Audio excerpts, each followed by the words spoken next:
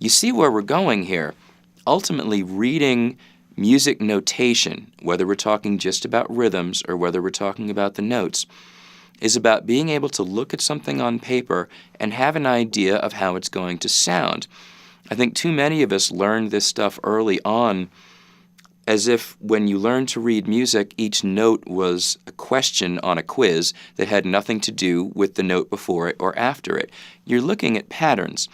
And just in the same way that once you've learned how to read, you don't sound out words anymore, you don't notice individual letters, you don't even really notice individual words. We take in information in ideas, whole small ideas, whole phrases, whole sentences.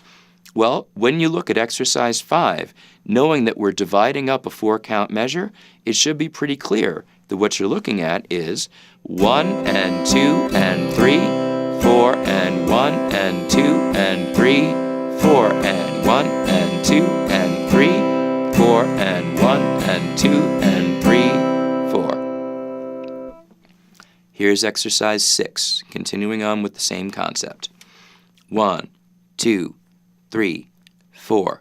1 and 2, 3, 4 and 1 and 2, 3, 4 and 1 and 2, 3, 4 and 1 and 2, 3, 4. Now, exercises 7 and 8 are going to vary things a little bit. We won't have exactly the same rhythm in every measure. I'll play them a little bit more slowly as I count. Here's 7.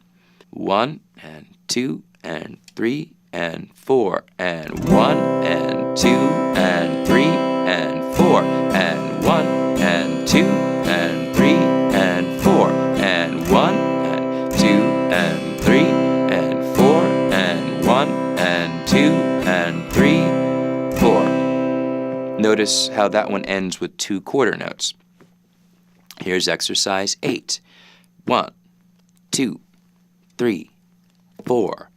1, 2 and 3 and 4 and 1 and 2 and 3, 4 and 1, 2 and 3 and 4 and 1 and 2 and 3, 4.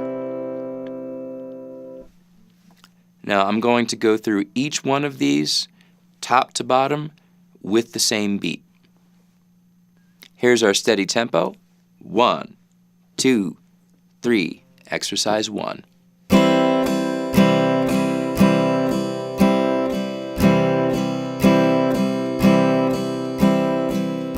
and 2 and 3 and 4 and I'm just going to flow on into 2. 1, 2 and 3 and 4 and 1, 2 and 3 and 4 and 1, 2 and 3 and 4. Here's 3, 2 and 3 and 4. 1, 2 and 3 and 4.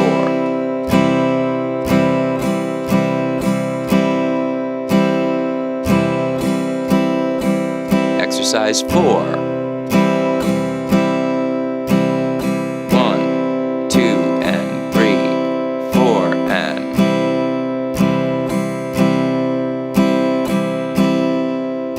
our half note and 5.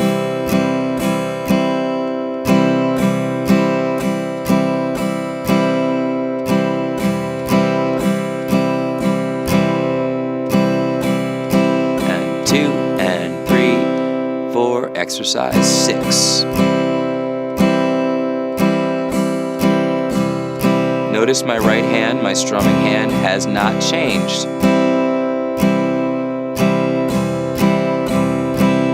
3, 4, here's 7, 2 and 3 and 4 and 1 and 2 and 3 and 4 and